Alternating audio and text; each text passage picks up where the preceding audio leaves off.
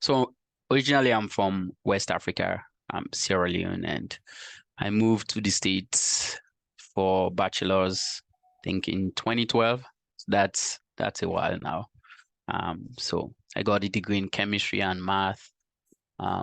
Then worked for a year in Minnesota before moving to Penn State to continue graduate studies in material science, focusing on polymer synthesis and characterization.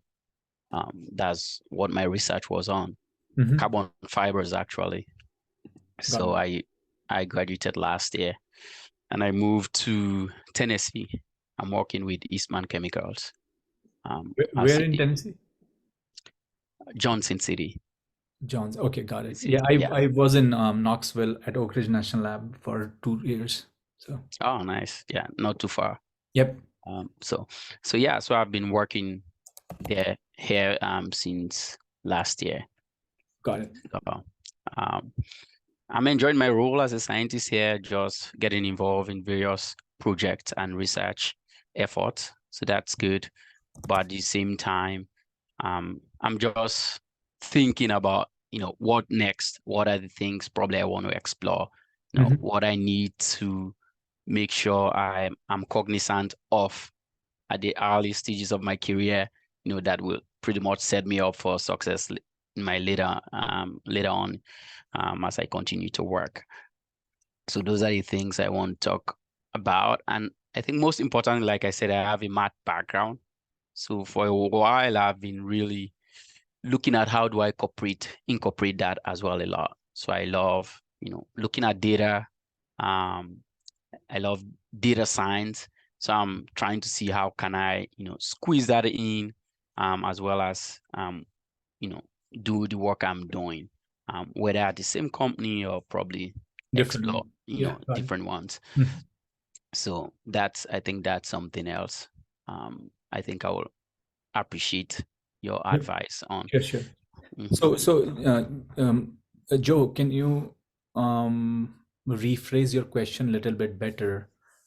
Because if I understood your question correctly, you and actually, if I dig into dig deeper into your question, my feeling after talking to you is what you're doing is fine, but you feel you can do much more, and you want to see how can you explore that using your knowledge. If it does make sense. Yes, absolutely. I This think is what absolutely. I'm getting the question Yes, from you. Okay, yes, yes. because you feel like, I mean, it's very relevant, and the same way, where I always feel I can do more. Yes, And that means that I should get paid more. That means that I should be utilizing my time better so that I can do more and make more money, or grow more, whatever it is. yes, And that's a very relevant question for anybody to ask, right? So, yes. and what happens is, unlike grad school, where you are busy most of the time, Hmm. whether you are doing something or you are not doing something, working for a company is not that way. At least if you are working in an R&D role, not a customer facing role. Like, for example, imagine if you are a receptionist in a hotel. You have to be there all the time, and you have to Yes, put your best all the time. it and so job in hospitality, or the job in where there's a client facing role, where you have to sell a product. Like, for example, in your company, there are people who are selling chemical to customer. yes, I can bet you their job is not easy. R&D, usually because you are working on future products most of the time, or you are working in some sort of a failure analysis, is not a urgent work. yeah. And that means you have more time. And that's why this question comes up. Ah, I see. Put it this way. And as I said, I know this happens. It happens to me all the time. I have worked in R&D industry for last 10-15 years, and it's a very, very relevant question to ask. And I'm telling you the reason why it happens. Oh, okay. It has nothing to do with your industry. I have worked in 4 companies, and trust me, every time I question, Is there a role that can make me busy? And I have never find one. And it's a good thing, let me tell you. You Mm. don't want to be in a role which keeps you busy a lot. Maybe as an early career, it's fine, but later on in your life, when you get married or have kids, it's not fun. Okay. Yeah, and yeah, and then also, you, as you can understand, if you really look at, as I said, because what you are asking is like a very relevant question for someone who is aggressive, who wants to do more, who think that, who has a fire in his belly. This is a very relevant question. This is like the number one question that will come up after PhD, because PhD, you are busy all the time. yeah, Like, you're busy on Saturday, Sunday, and here is like after 5 o'clock, what I'm supposed to do now? yeah, And there is no drive, right? Okay, so I understand your question. I think I think you and I agree this is the problem, right? So how yeah. to solve that? How to fix that now? What are you going to do about that? Because as I said, no matter what company you go, if you are in an R&D role, you will feel exactly the same way, because there is no sense of urgency there. Hmm. Okay, so how to fix it and how I did it, I can tell you that. Okay, So I'll one of appreciate that. the yeah, so one of the rule of thumb that I always followed, and it has paid me very, very well, is your role in a company or your value in a company is important, but you also want to make sure your value outside the company is important too. And what does that mean? What does that mean is, now, if you look at what would be your future career, your future career will be, you would be you next step would be you will become senior scientist. Yeah. Next one would be you will become fellow. Next would be you will probably become a manager, senior manager, or vice president of or director R&D, or VP R&D and CTO R&D, and you will retire. That's a if I interpolate, unless until something goes off way. Number one thing that you want to make sure is, as I said to you, if everybody knows Joe as an excellent scientist who is the best in characterization of these chemicals and whatever analysis you do, right? You want to make sure that people outside the company also value you the same way. How you do it? Number one, make sure you are participating in conferences. When I say participating in conferences, I do not mean that October 21 to October 24, Joe is very busy because he has to prepare for a paper that he's going to present in ACS conference. But as soon as the conference goes, Joe is again has nothing to do. What I meant is, be a part of the organization, apply in the leadership roles in those organizations, be a part of a technical committee, so you will be busy in engaging yourself. Organize conferences. Now Joe is not a PhD student anymore. Joe is a leader, right? What I'm Hmm. trying to tell you, you want to put out yourself as Joe, not just some guy who is working in a dark lab and looking at samples, but Joe is a leader in this world. Hmm. Joe is the voice of chemical industry. How would you do that? And the reason is, why I'm saying that to you is because once you start doing it, you will not only be recognized much more in your company, but outside also. And the value that you have outside sometimes is going to pay you very well. And I will give you an example. My personal, Okay. I used to work for a company called Rolls Royce, and we used to work on a fuel cell business and all that. And suddenly the company shut down. So all the Hmm. director and vice presidents, they are just like me. I mean, if there is no company, there is no vice president, there is no director, there is no manager, right? So Yeah. that gave me a very good realization is, you are only in the company until you are employed by the company. And in today's world, I can tell you that for sure. Unlike our dad days, where my dad was a high school teacher, he 40 years he did that and he retired. Nobody does that anymore. That's not the way you progress. If you look at Silicon Valley, and if you talk to anyone who has stayed in Silicon Valley for 5 6 years, they have changed at least 5 6 jobs. And then you will realize the guy started from a junior engineer and he's a VP now in 6-10 years. That's what the new world is. And I will give you the in terms of money, you will realize that every year you will get 3% raise and some bonus. The only time you get a big jump, 20%, 30%, is when you change a company. And I'm not suggesting you to do that. Don't get me wrong. Yeah. But that is the truth. Nobody's gonna give you a raise of 20% in your company. Nobody does that. The industry standard is, if you do a worse job, 2%, really amazing job, and 4%, 5%. That's it.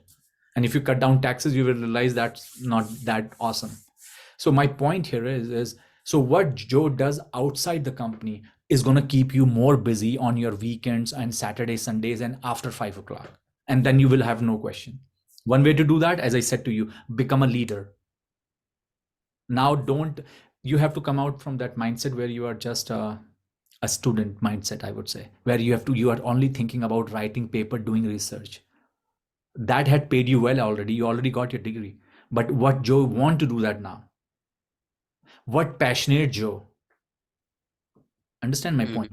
That Yes. is gonna keep you busy, and that's what I did. And as I said, it paid me very well.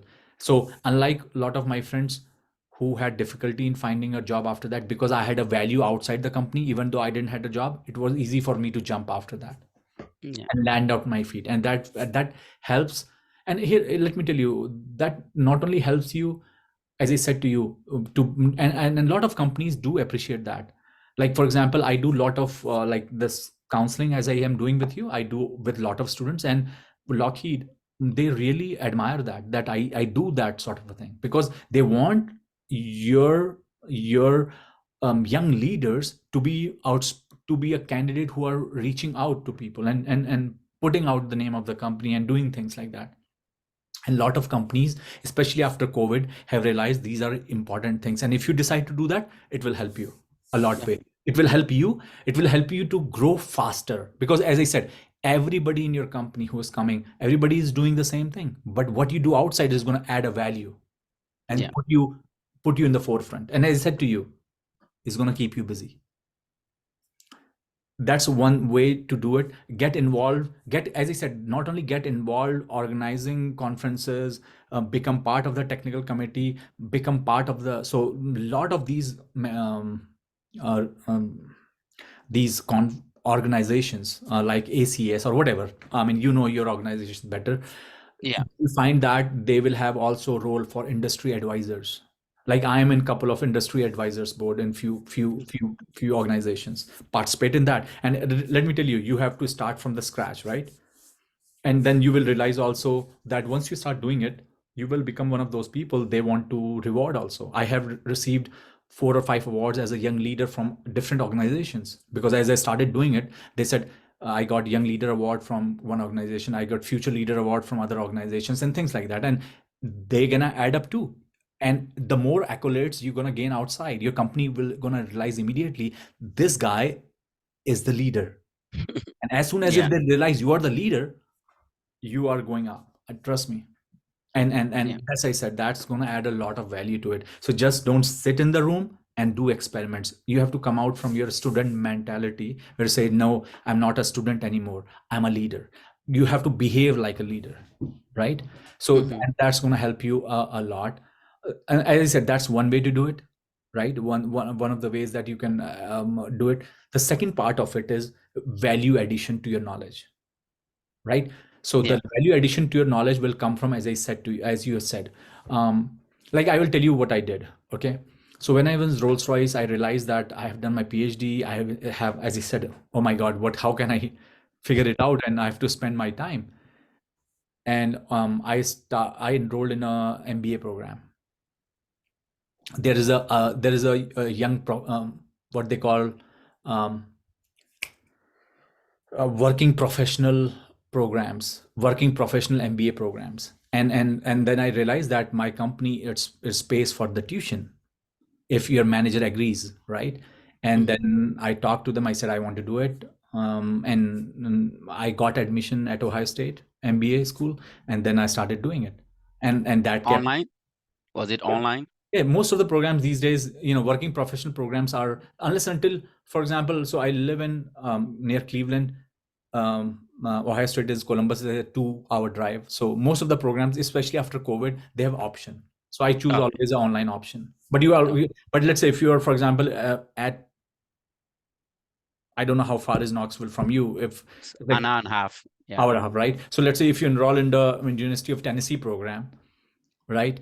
Then I said it must be difficult for you to drive. But as I said, you can enroll anywhere. Online gives you an option to enroll anywhere then, right? Yeah. So Yeah. enroll anywhere.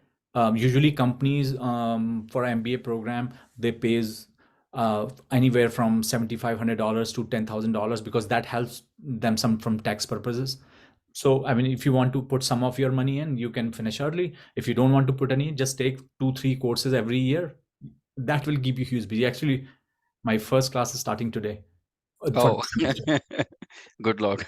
Yeah, and then the other class, I am taking 2 classes this semester. So I have one on investment strategy and operationals. So they're gonna start today and tomorrow. And they are most of these classes are evening classes, by the way. Oh, These are not the full time classes. These are the early working professional. So they always start after at the evening or weekends. So okay. again, you are busy, right? Yeah. And then, as I said, free value, free education. What's wrong with that, right? So that's another way to keep yourself busy. Yeah. The third way to keep yourself busy, which I think after COVID was very valuable, was a lot of. I mean, if you're really passionate about learning, there are so many online courses on, as you mentioned about data science. It's always good to learn data science, in my opinion, no matter what field you are in. Hmm. But make sure that you are not trying to become a programmer. That's not Okay. your role. That's not your role, Yeah. No. right? So you want to make sure the application point part of it, how to do a better job. Let's say, for example, if you have to come up with a chemical composition of for a polymer, right? Can you Hmm. use AI ML to do that, right? So that's Yeah. what I'm talking about.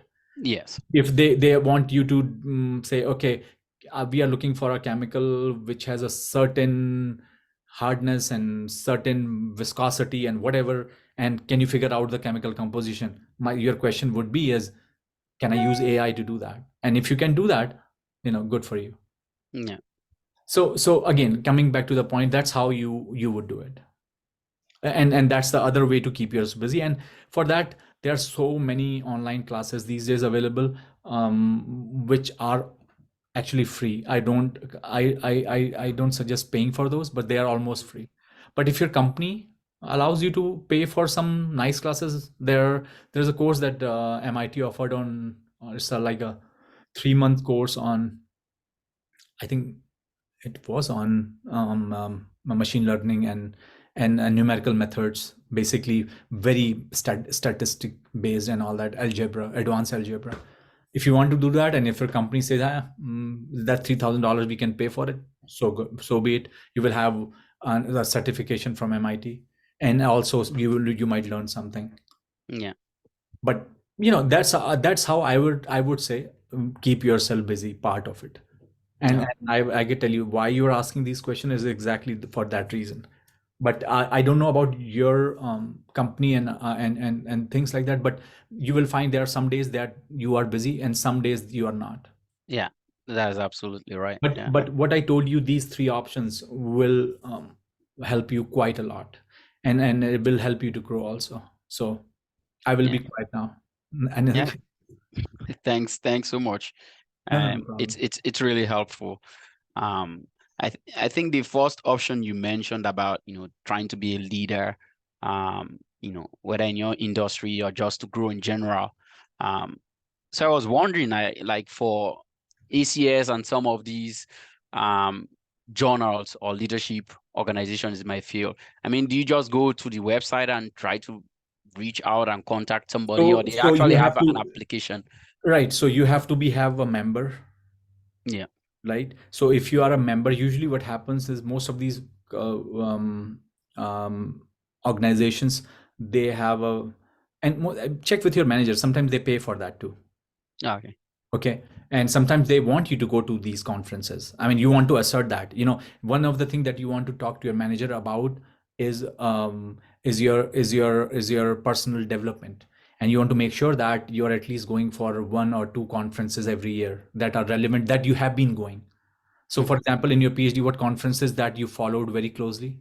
Do you know that? Ca- Carbon and ACS. Yeah. So you want to tell them that I want to still manage that membership and go to those conferences. And Mhm. then if you go to their website, you will realize, if you will log in there, you will realize that there is a option there called technical committees. And Mhm. then you can also find, once you log in there, who are the current chair of that committee. Email them. Trust me, one of the things that not many people do, and this is such a easy thing to do, is Mhm. they don't ask. Like for example, you approached me and said, can you help me, can you talk to me, right? Yeah. Same thing. And you will be surprised how many people want you to do that. Because I will tell you Okay. one thing why I say so. As an early career, like when I was a postdoc, I used to send email to editors saying that, hey, can I want to review the papers. And they were like, so they will be so glad, says go ahead and do it, and I Oh, became the wow. reviewer. And if you can do the same thing, but that's the other way to do it. Just say email to editor, say that, hey, my name is this is my CV, attach your CV. I said I would like to review the papers, and help out with the publication. They will, I would say 99% they will send you an email saying that please do it. Oh, Because okay. they cannot find, so people who becomes older, they don't like doing it, and they need so many reviewers. And for that, it will help you a lot. And one of the thing you mentioned about, you are an F1 OPT, right? Yes. So when the next question comes that you want to be, you should think about is how to get a green card and all that. And if you become a reviewer on that, that all will help you. Okay. And one thing that you probably want to talk to a lawyer and get a green card as soon as possible. Okay. Because if you don't do that, that's going to make your life a little bit not fun. I understand. Yeah, I have been to Yeah. that situation. So, and then one of the thing you realize is, once you have a green card and so on, then you will realize that you probably value much more than what you are right now because of the constraint. Yeah. Yeah. So that's the fourth thing you should add. I'm going to talk to a lawyer and work on my green card, because that's going to keep you busy also. That's most important thing. One of the most important thing, actually. Okay. What else? I think this definitely a lot that I'm going to synthesize, and I think that it's really important for me to begin to work on all of this. Um, and I'm really glad, I saw your post on LinkedIn, and I'm glad. I'm like, okay, I'm going to send him a message. No, no, no. That's the reason I started it. I want to help people like you. Because my biggest problem was, when I was looking for help, I couldn't find it. And during COVID, I started this, and I tend to talk to few students every week, especially the ones I would see their questions, and if I feel like they really need my help, I said, okay, here's the link to Zoom, I want to talk to you. and Mhm. and gradually, if you watch the videos and things like that, you will realize that these are the kids get immense help. And that's awesome, actually. I mean, here's the thing. One of the thing I all off topic, one of the thing I always tell students, or to anyone for that matter, Mhm. just like you have a personal doctor for your health, or a Yes. family doctor, you should have a personal counselor and mentor, because that is the one thing that will help you to not make mistakes and Yeah. accelerate in your career. And it's very important. I do that. I have a couple of mentors. I talk to them every month, and I said, hey, because let's say, for example, if I have a mentor who is a vice president, that person is the best person to tell me what how to become a vice president, Yeah. right? So have Yeah. a mentor, and that helps a lot, and you don't make mistakes. And then you realize, and you never know that how you can help other person, right? So Mhm. that's all a part of what you're going to do in the future, because you're, as I said, you're not a student anymore. You have to project yourself as a leader and help people and help yourself and do something different, bring a vision. And one of the things you have to realize is, it's not the scientist who is working in the lab is making a difference. All they do the grassroots work, but it's the leaders. Yeah. it has a lot of time when I was a PhD student, I used to think how great technical people are, but then I very soon realized it's not the technical person, it's the person who has the vision.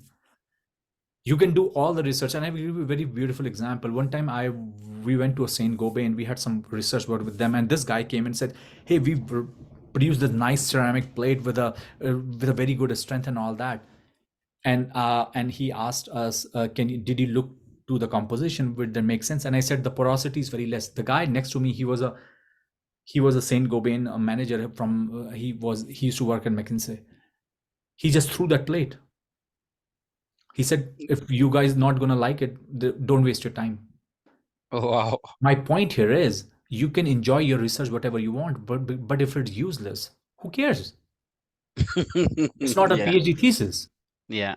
The mindset is different, right? Yeah. So and these days, nobody wants to work just for fun.